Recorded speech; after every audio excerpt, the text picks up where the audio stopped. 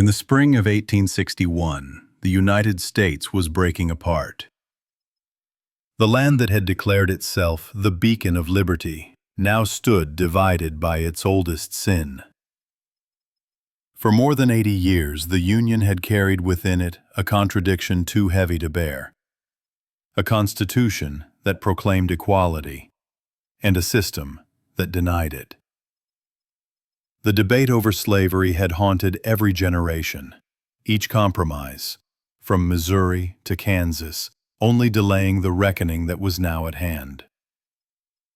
When Abraham Lincoln placed his hand on the Bible that March, 11 Southern states had already chosen another path. South Carolina had gone first, bold, defiant, and certain that honor demanded separation. Mississippi, Florida, Alabama, Georgia, Louisiana, and Texas followed. By spring, Virginia, Arkansas, Tennessee, and North Carolina would join them. Together, they called themselves the Confederate States of America. The new president, quiet and solemn, faced a nation unraveling before it had even reached its 100th birthday. In Washington, whispers of secession filled the air. In Charleston Harbor, Confederate guns aimed at a lonely federal outpost, Fort Sumter. On April 12, 1861, at 4:30 in the morning, the first shot was fired. The shell arced across the dark water, glowing faintly as it descended toward the fort. The war had begun. Not through accident, not through misunderstanding, but through the collision of two visions of America, one bound to the past, the other reaching for a new future. The news swept through the country like wildfire. In northern towns, church bells rang. In New York and Philadelphia, men gathered in the streets, waving flags, shouting for union. From Boston to Chicago, enlistment offices overflowed. Young men, convinced of swift victory, rushed to sign their names. They thought it would be quick, a matter of weeks, perhaps months. Just one battle, they said, and the rebellion will collapse. From the small farms of Ohio, from the mills of Massachusetts, from the river docks of Cincinnati, letters were written home, their tone brimming with youthful confidence and patriotic fervor. "Dearest Mother," one recruit wrote, "we march for Richmond soon. The whole company believes we shall be home before the leaves fall." He was 19 years old. He would never see those leaves again. In the South, the mood was no less fervent. Across the cotton fields and red clay roads, men mounted horses, shouldered rifles, and rode off beneath new flags stitched by their sweethearts. They believed they were defending their homes, their rights, and a way of life they called Southern independence. Confederate newspapers declared the birth of a new nation, one founded on sovereignty and slavery alike. Its capital stood in Montgomery, Alabama, but soon it would move to Richmond, Virginia, just 100 miles from Washington, D.C. As both sides called up troops, the scale of what was coming began to dawn, faintly, uneasily, on a few sober minds. In the North, General Winfield Scott, the old veteran of Mexico, warned President Lincoln that this war would not be brief. "It will take years," he said. "Blood will flow like rivers before this union is restored." But the young men enlisting did not believe him. Every town, it seemed, had its parade. Women waved handkerchiefs. Bands played the Star-Spangled Banner. Flags rippled in the breeze as columns of volunteers, some barefoot, some in mismatched uniforms, marched down main streets lined with cheering crowds. They looked like soldiers. They were not yet. In Washington, optimism still ruled. Politicians spoke of glory and honor. Newspapers predicted that the rebellion would collapse after the first show of Northern strength. Few understood the scale of the challenge ahead. The South, though smaller in population, held vast territory, difficult to invade, harder to hold. It would fight on familiar ground, with supply lines short and morale high. The North had industry, manpower, and resources, but it also had to conquer, not merely defend. And so, even before the first major battle, the shape of the war was clear. A struggle not just of armies, but of will, of endurance, of identity. In April, after Fort Sumter's fall, President Lincoln issued a call for 75,000 volunteers to suppress the rebellion. The response was overwhelming. Entire regiments formed overnight. In the cities, boys too young to shave begged recruiters to let them fight.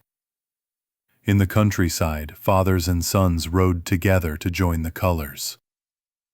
One Union officer later remembered, thoughtful, it was as if the whole country had risen to its feet. But enthusiasm could not hide inexperience. The men who filled the ranks of North and South had never faced war. They did not know its noise, its chaos, its stench, its cruelty. They imagined banners and bugles, not blood and bone. In Richmond, Jefferson Davis, former U.S. Senator, now President of the Confederacy, spoke of courage, destiny, and the righteousness of their cause. In Washington, Lincoln's cabinet debated strategy, logistics, and legitimacy. How to wage war without destroying the very Union they sought to save. Both sides, for all their confidence, faced an enemy they did not understand. As spring turned to summer, armies began to form along the Potomac and throughout Virginia. Drills echoed across dusty fields. Blue and gray uniforms were stitched in haste, their buttons gleaming in the sun. Flags unfurled, muskets were cleaned. Camps were raised in meadows that months before had been peaceful pastures. The earth itself seemed to hold its breath. At night, soldiers sang songs of home. Hymns, drinking tunes, folk ballads. The melodies floated up into the humid air, mingling with the chirp of crickets and the faint call of the whippoorwill. And somewhere beyond the horizon, in the quiet darkness between two armies that had not yet met, a storm was gathering. In the newspapers, in the taverns, in the halls of government, the same question lingered. Would the Union endure? Could a nation conceived in liberty survive when its people took up arms against one another? In those early months, hope still mingled with delusion. Few could yet imagine Antietam or Shiloh or Gettysburg. Few could comprehend the hundreds of thousands who would die before the war's end. For now they believed in glory. They would not. By the middle of July 1861, the North's confidence was burning bright and dangerously naive. In Washington, politicians, journalists, and common citizens alike clamored for action. "On to Richmond!" became the rallying cry, shouted from newspaper headlines, echoed from the steps of the Capitol, whispered in taverns and boarding houses. The capital of the Confederacy lay just 100 miles to the south. Richmond, seat of rebellion, symbol of defiance. To capture it, many believed, would end the war in a single, decisive stroke. But wars rarely follow the maps drawn in parlors and newspapers. President Abraham Lincoln, reluctant but pressed by the feverish impatience of his people and his Congress, turned to his senior commander, Brigadier General Irvin McDowell. A career soldier, cautious and deliberate, McDowell knew his army was not ready. His men were raw recruits, scarcely trained. Some had never fired their muskets. But the pressure was relentless. When a congressman told him, "You are green, it is true, but they are green also," McDowell gave in. The Union Army would march. On July 16th, McDowell's Army of Northeastern Virginia, some 35,000 men, began to move out from the defenses of Washington. Blue columns snaked down dusty roads, banners fluttering, bayonets glinting in the sun. Farmers left their fields to watch. Children waved flags. Women tossed flowers. To many onlookers, it looked like a parade, not a march to war. Behind the bravado, the reality was far less glorious. The summer heat was merciless. The men carried heavy packs filled with gear they barely understood how to use. Their blue wool uniforms clung to them in the humidity. They stopped often to rest, drink, or discard blankets, coats, and even food, anything to lighten the load. One Union private recalled, "We were so green that every regiment marched to its own drummer, quite literally." The whole army moved like a mob. As the columns stretched for miles, supply wagons groaned through the mud. Stragglers fell behind, soldiers collapsed by the roadside, and discipline frayed under the weight of exhaustion. To the west, Confederate scouts watched from the tree lines, their eyes tracking the Union advance. In Richmond and Manassas, telegraphs flashed with reports. "The enemy is moving." The Confederate commander in Northern Virginia, General Pierre Gustave Toutant Beauregard, the hero of Fort Sumter, prepared to meet them. His army, roughly 22,000 strong, held a defensive position along a winding stream called Bull Run, near the railroad junction at Manassas. It was a key point, a crossroads between the Shenandoah Valley and the routes to Washington. To the west, another Confederate army under General Joseph E. Johnston camped in the Shenandoah.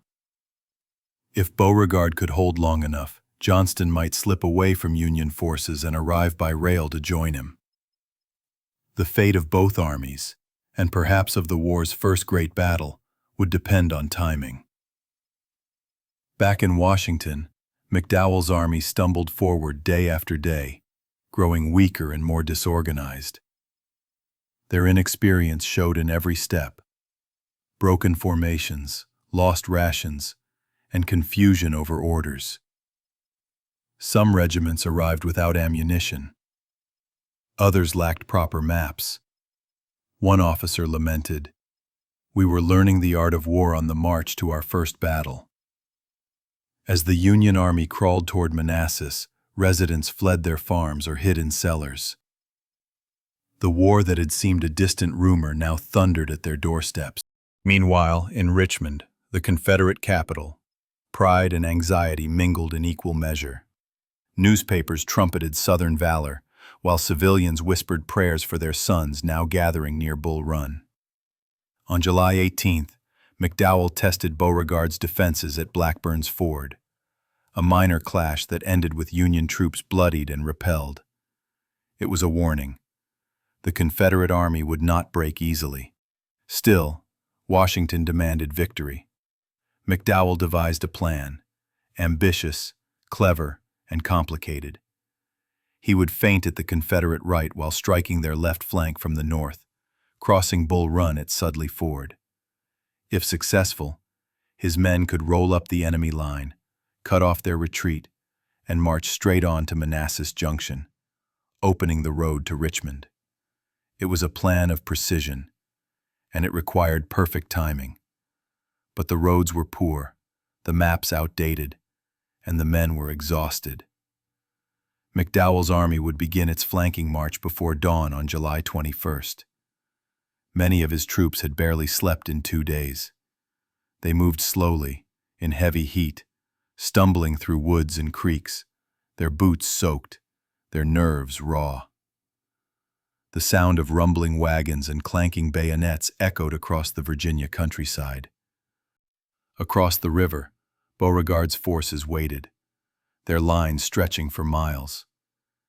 He did not yet know where McDowell's true blow would fall, but his troops were ready, their muskets stacked beside the camps, their guns trained on the fords.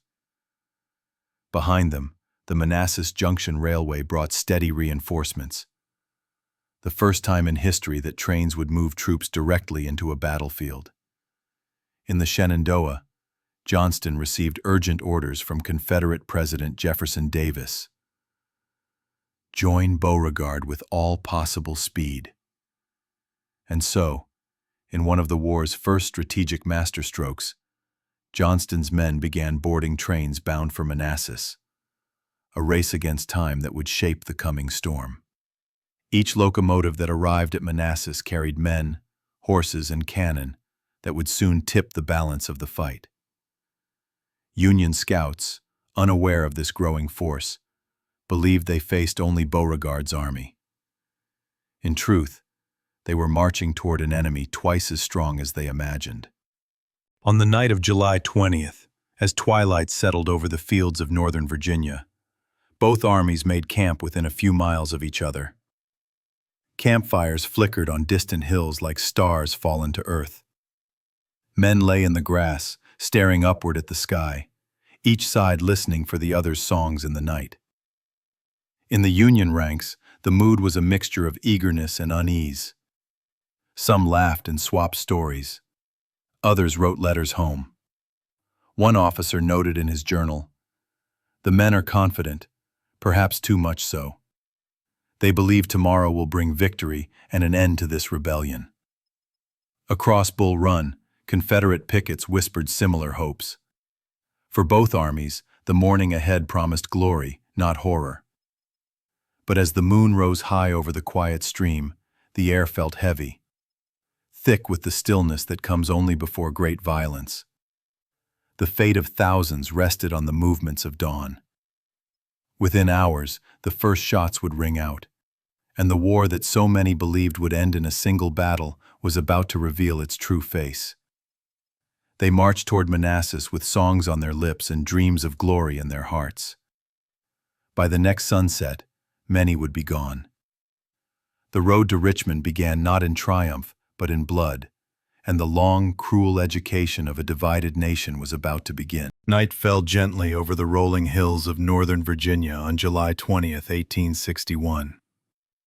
The air was thick with humidity and the scent of pine. To the east, the glow of campfires stretched for miles, tens of thousands of Union soldiers resting near a quiet stream called Bull Run. To the west, their Confederate counterparts lay hidden beyond the woods and ridges near Manassas Junction. Between them, only a few miles of farmland, fences, and forest, lay the invisible line of destiny. By dawn, it would be stained with blood. In the Union camps, the men of General Irvin McDowell's army settled down after days of grueling marching. Their feet were blistered, their faces sunburned, their canteens empty. But spirits remained high. They believed they were on the verge of something monumental, the first great victory of the war, a blow that would bring the Confederacy to its knees. For many, this was their first night so close to the enemy. And though the air was heavy with heat and fear, there was still laughter, still the nervous chatter of men too young to imagine the carnage to come. Some wrote letters by flickering firelight. One Union soldier from New York scribbled, "We camped tonight within hearing of the rebel pickets. Tomorrow will decide much." God grant us courage and a quick victory. Others sang softly to drown their unease. Folk tunes from Ohio, Irish ballads from the cities, hymns learned in church pews back home. The melodies drifted across the dark fields, and, in the distance, Confederate camps answered with their own songs. Across Bull Run, General Pierre G.T. Beauregard sat in his tent studying maps by candlelight. He was confident, even defiant. He believed the enemy would strike his center near Mitchell's Ford. He had prepared for a frontal assault, not realizing McDowell's true plan was to sweep north and strike from the flank. Miles away, in the Shenandoah Valley, General Joseph E. Johnston's troops were still arriving by rail. Reinforcements whose presence would prove decisive. By morning, many of them would be marching onto the field. In Washington that same night, President Lincoln remained awake, pacing the dimly lit halls of the White House. He had prayed for victory, not for glory, but for unity. He knew what defeat could mean: doubt in the North, confidence in the South, and the war dragging on far longer than anyone dared to imagine. For the first time since taking office, Lincoln faced the dreadful arithmetic of war: that victory would come not through one battle, but through thousands of graves. In both armies, the same mixture of anticipation and dread hung thick in the air. Young men dreamed of medals, songs, and triumph. Older officers, veterans of Mexico or frontier skirmishes, stared silently into the fire. They knew what awaited when dawn broke: the confusion, the smoke, the screams. A Confederate lieutenant wrote in his diary that night, "Tomorrow we meet the enemy. They are said to be many, but our cause is just. If I fall, tell mother I die content." He was 22. By noon the next day, his name would appear among the missing. The battlefield itself lay deceptively peaceful, a patchwork of farmland, meadows, and shallow woods. To the north, Sudley Ford and Matthews Hill overlooked the bends of Bull Run. To the south, Henry House Hill would soon become the center of desperate combat. Farmhouses stood quietly in the night, unaware they would soon be scarred by shell and flame. The Henry family, who lived near the center of what would become the battlefield, had not fled. An elderly widow, Judith Henry, lay bedridden inside her home. She refused to leave, saying, "This is my house. I will not run from it." By tomorrow afternoon, her home would be shattered by cannon fire, and she would become the war's first civilian casualty. All along the Union lines, McDowell's officers prepared for the morning attack. Orders passed quietly between camps. The men were to rise at 2:30 a.m. and begin the flanking march at first light. They would cross at Sudley Ford, strike the Confederate left, and push them back toward Manassas Junction. It was a sound plan, but its success depended on precision. It was a sound plan, but its success depended on precision, and precision was a language these green armies did not yet speak. At the same hour, Beauregard drafted his own plan: to attack the Union Army before it could attack him. He sent messages racing along the lines, unaware that his couriers would arrive too late.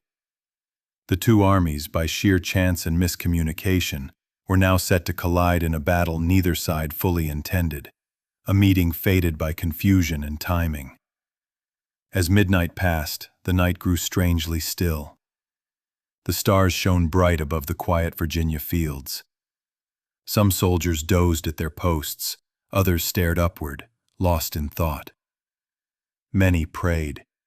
A few whispered their fears aloud, of being wounded or lost or forgotten. A Union sergeant later wrote, "There was something terrible in that silence. We knew what waited when the sun came up." The hours crawled toward dawn. In both camps, the fires burned low, casting long shadows across the sleeping men. The smell of wood smoke and sweat hung heavy in the air. Somewhere out there, beyond the trees and the mist, the enemy was waiting. Men who had once been fellow citizens, neighbors, even friends. Now, divided by flags and ideas, they would meet as foes. At around 2 a.m., McDowell's officers began rousing the men. Whispers rippled through the tents.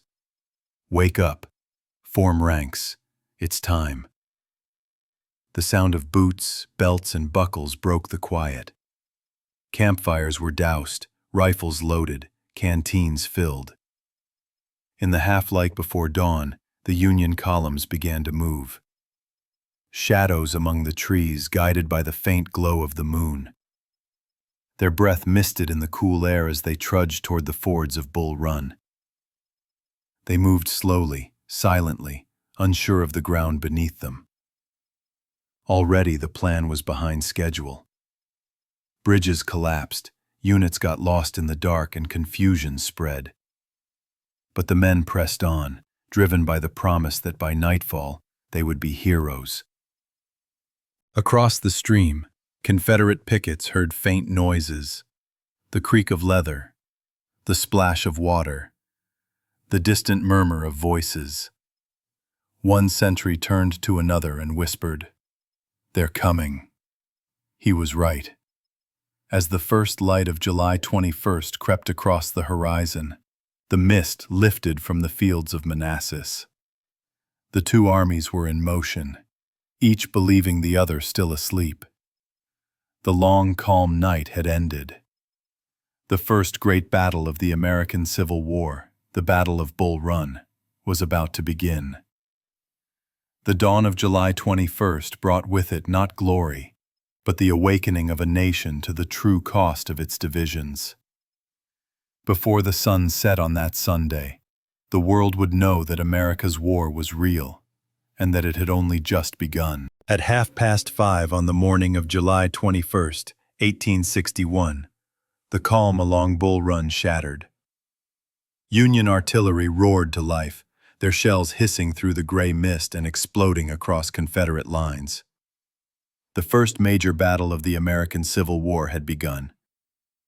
General McDowell's plan was still in motion, though already behind schedule. His columns had spent the night stumbling through woods and fords, delayed by darkness and confusion. But at sunrise, blue ranks emerged from the trees near Sudley Ford, splashing across Bull Run and pushing south toward the Confederate left. Opposite them, Colonel Nathan Evans, commanding barely a brigade, glimpsed the glint of bayonets through the fog. Realizing the main Union attack was falling on his flank, not his center, he rushed to meet it.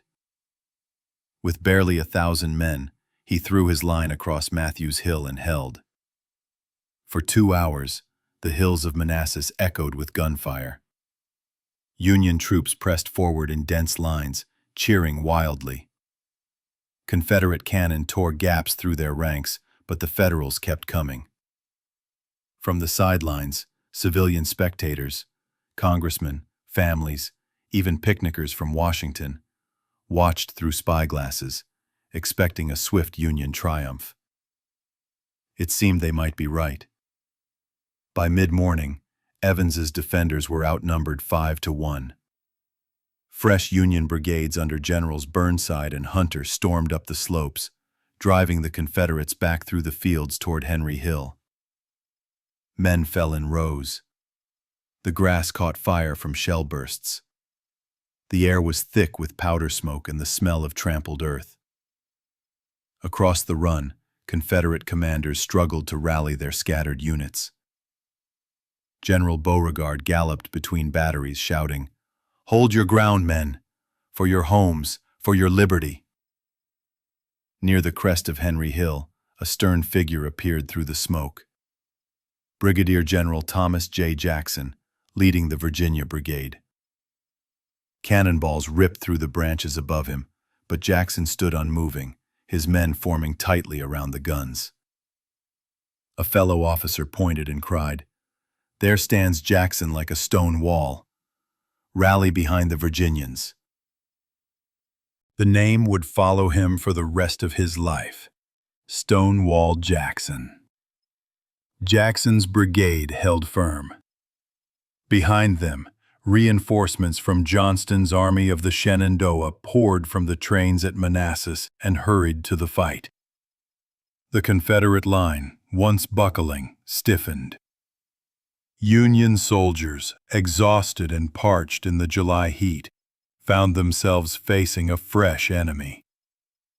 On Matthews Hill, the fighting turned desperate. Hand to hand, bayonet against bayonet. Officers shouted for order that would not come. Drummers beat the long roll to steady the ranks, but the noise of battle drowned every command. By late morning, the advantage began to slip away from McDowell. His men had marched and fought for nearly 12 hours without rest or water.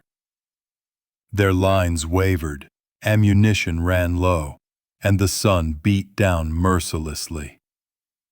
Still, they pressed forward again and again, only to meet the thunder of Jackson's guns. At 11 o'clock, Confederate batteries unleashed a concentrated barrage that shook the ground. Union officers tried to rally their brigades on Henry Hill, but confusion reigned. Friend and foe nearly indistinguishable in the smoke. The tide of battle was turning. What had begun as a confident northern advance was dissolving into exhaustion and chaos. On the far ridge, the picnickers from Washington began folding their blankets and climbing into carriages. They had come to watch a pageant of glory. Instead, they were witnessing the birth of a nightmare. By noon, the fields of Bull Run were littered with the wounded and the dead. The grass that had been green at sunrise now lay scorched and red. And yet, neither side yielded. The day was only half over, and the battle, and the nation, were still balanced on a knife's edge. The morning had shown both armies what war truly was, not glory, but confusion and terror. Before the sun would set, Bull Run would claim thousands more, and the dream of a short, clean conflict would vanish forever. By noon on July 21st, 1861, the hills of Manassas boiled with heat, smoke, and confusion. For hours, the Union Army had fought with determination, pushing the Confederates back step by step.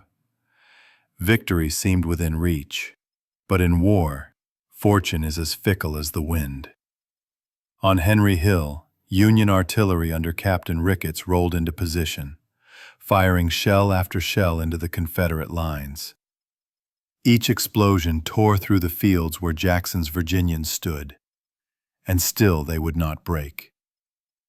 Behind them, fresh brigades arrived from the Shenandoah, soldiers of General Joseph E. Johnston, delivered by the Manassas Railroad in time to save the Confederate flank. It was the first great use of the iron rails in modern war. To the men in blue, the enemy seemed to multiply out of the smoke itself.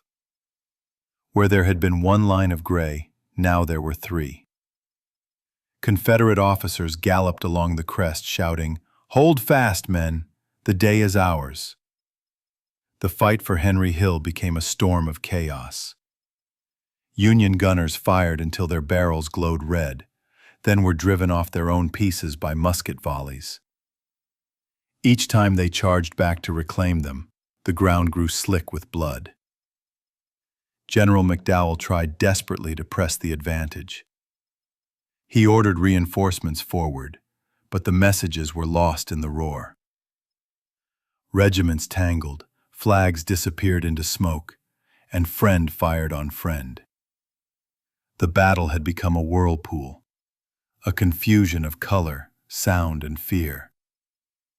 One Union captain wrote later, "You could not tell the living from the dead until they moved." Around 2 o'clock, the Confederate counterattack began.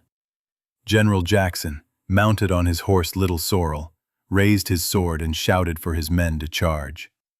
With a shrill, savage cry, the rebel yell, thousands of gray-clad soldiers surged forward. The cry rolled across the valley like a living thing, sending a chill through every Union line. Many Northern soldiers had never heard it before. They would never forget it. The Confederate waves smashed into the exhausted Union ranks. Artillery limbers overturned, horses panicked, and entire brigades fell back in disorder. Still, the Union officers tried to rally them. Colonel William Sherman, his uniform dark with sweat, shouted, "Stand, men! Stand and fight!" But discipline was slipping away. By 3 o'clock, the battlefield had dissolved into a dozen small, desperate fights. Each hilltop, each fence line, was taken and retaken at bayonet point. Cannon roared at point-blank range. Men clubbed each other with musket stocks when the powder ran out. In the heat and madness, even seasoned officers lost control. General McDowell, watching from a ridge, saw his lines folding like paper. His aides urged him to withdraw, but he hesitated, unable to believe what he saw. Only hours earlier he had tasted victory. Now it was slipping through his fingers. At 4 p.m., a fresh Confederate brigade under General Jubal Early struck the Union right flank. The blow was decisive. The Union line, stretched, weary, and broken, gave way. First in patches, then all at once. Panic rippled through the ranks like fire through dry grass. Officers shouted, "Hold! Hold!" But the men no longer listened. They ran. Wagons jammed the roads. Artillery teams collided with infantry. Men threw away rifles, packs, and flags in a blind rush toward safety. The once proud Army of Northeastern Virginia, 35,000 strong, had become a frightened mob. Civilians who had come from Washington to watch the battle were swept into the stampede. One congressman, his carriage overturned, later wrote, "It was not a retreat, it was a rout." As the sun sank low over Bull Run, the road to Centerville was choked with fugitives. The cries of the wounded echoed across the fields, mingling with the groans of dying horses and the creak of shattered wagons. Rain began to fall, a thin, cold drizzle that turned the red clay to mud. Behind them, the Confederates stood astonished by their own victory. They had held the line and driven the invader back. Yet even they were too disorganized, too battered to pursue. The field of Manassas belonged to the South, but the cost had been terrible. Over 4,000 men, soldiers of both North and South, lay dead or wounded in the fields around Bull Run. Their bodies would lie unburied for days, a grim testament to the birth of a long and bloody war. The battle that was supposed to end the war had done the opposite. It had only just begun. And in the fields of Virginia, among the trampled corn and the burned fences, America learned that no cause, no flag, no dream of glory could hide the terrible cost of brother fighting brother. Evening descended upon the hills of Manassas as the Union line broke apart. What had begun that morning as a march to glory dissolved, by sunset, into chaos and fear. The proud blue columns that had advanced so confidently now streamed backward in panic. Men, wagons, horses, and civilians tangled together in a desperate retreat toward Washington. The rain began just as the rout reached full fury. The red Virginia clay turned to slippery mud, trapping wheels and choking the feet of soldiers too weary to lift their boots. Artillery guns were abandoned, horses cut loose, rifles thrown aside. Men stumbled through the downpour, terrified of phantom pursuers. No one commanded, no one obeyed. A Union private recalled, "We ran until we could run no more. The road was alive with men, like ants fleeing from a fire. Civilians who had come from Washington to picnic and watch the battle were caught in the chaos. Carriages overturned, women screamed, and congressmen found themselves clawing through the mud beside common soldiers. One eyewitness wrote, "The retreat was more terrible than the battle itself." The shattered army poured into Centerville, then on toward the Capitol. Bands of men dropped along the roadside to drink from puddles or collapse in exhaustion. Some staggered barefoot. Others tore insignias from their uniforms, ashamed. For many, the great adventure of war had ended within a single day. At Cub Run Bridge, panic reached its peak. A single overturned wagon blocked the narrow crossing, halting thousands. Confusion turned to hysteria. Men hurled supplies and cannon into the river to clear the way, while others leapt into the water, drowning in the current. By nightfall, order had vanished completely. The Union Army's grand invasion had become a ghostly exodus. Back on the field of Manassas, the Confederates stood stunned by their own success. Many of their regiments had fought without knowing who commanded them, and they were in no shape to pursue the retreating enemy. They had won, but it was a victory too costly to celebrate. The battlefield was a scene of horror. Corpses lay tangled in the grass. Cannon wheels shattered, flags burned, and horses lay motionless where they had fallen. The cries of the wounded echoed through the night. A Confederate soldier wrote in his diary, "We are victorious, but I feel no joy. The dead are too many."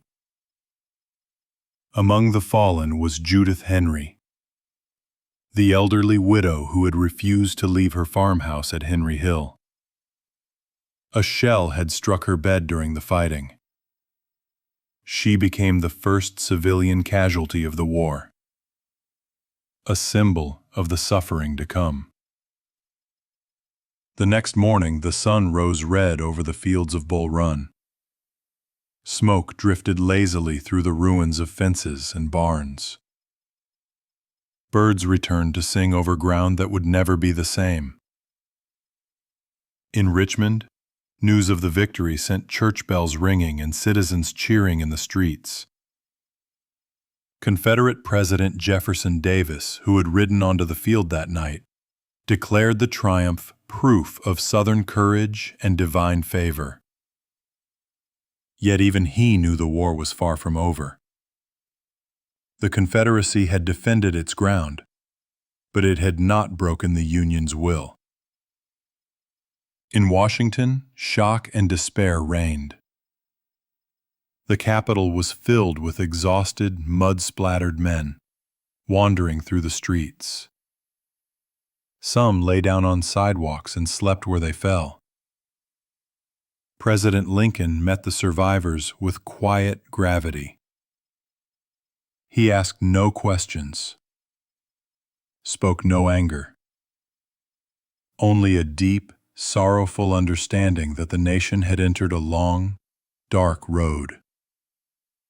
He is said to have murmured that night, "We have seen the end of illusions." The lesson of Bull Run was clear. The war would not be quick. It would not be clean. It would not be glorious. This was no gentleman's quarrel, no short rebellion to be crushed by summer's end. It was a test of endurance, of nationhood itself. The Union and the Confederacy had each gone to war with dreams of easy triumph. By the evening of July 21st, both had been awakened to the terrible truth. This war would demand everything: blood, treasure, and generations of grief. In the weeks that followed, both sides rebuilt. The North, humiliated but unbroken, began to raise new armies. Vast, disciplined, determined. In the South, confidence soared. Newspapers called it the Second War of Independence. But among the veterans of Manassas, even victory carried a shadow. They had seen what modern war looked like. The smoke, the confusion, the screams that lingered long after the cannon fell silent. A Confederate private summed it simply. "We thought one battle would win our freedom. Now I see it will take 10,000 deaths."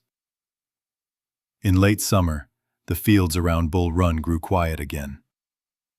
Farmers returned to find their fences splintered, their wells fouled, their land littered with bones.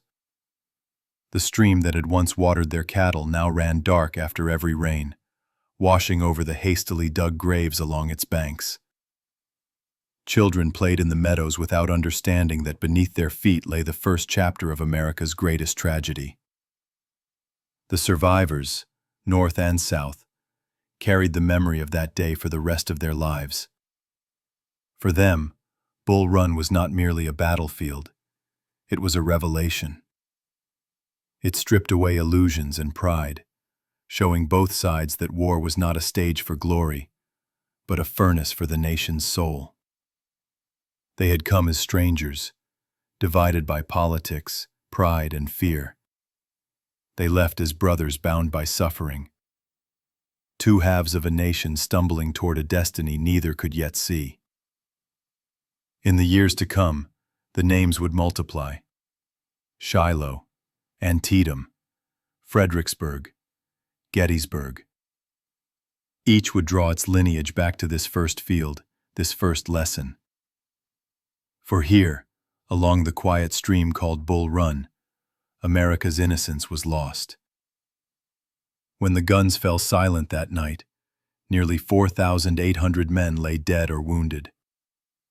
Thousands more were missing, swallowed by the chaos of retreat and the fog of a war just begun. The soldiers of Bull Run could not know what awaited them. The soldiers of Bull Run could not know what awaited them. 4 long years of suffering, emancipation, and rebirth. But they had lit the fire that would burn until the nation was remade.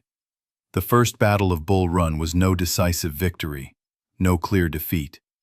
It was a warning that the wounds of this nation would not heal easily, and that the price of freedom, once more, would be paid in blood. And so, the young republic, battered, grieving, but unbroken, moved forward into the long night of civil war.